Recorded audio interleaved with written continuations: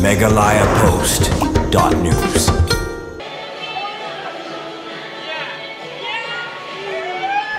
Haba sedang ke Under 17 International Subruto Cup Arjar Arpusau, kabalalong ha Ambedkar Stadium Hadeli, ka kenhun ilekai ka Menken Christian High Secondary School, kabalami khmat na kajala siya ketiga lumpung ilekai, kalalaban penlim kuput hadu arplay gol lanot, persya ka Didi and DNH. Ka jingi ilekai ka pamenta ka sengi, kalalong batang ha ka kelas step jong ka jingi kun, kirang ilekai ka Menken Christian High Secondary School, kilalaban ilekai bahae.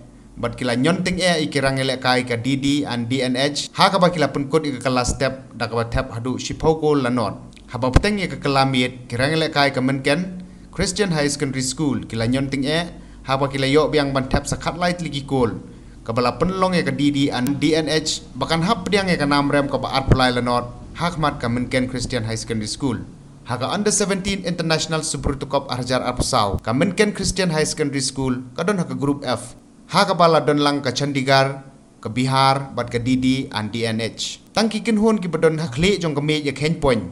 Bakin yop su kli ilade Bandrung siya ka quarter final jong ka Tega Lempung.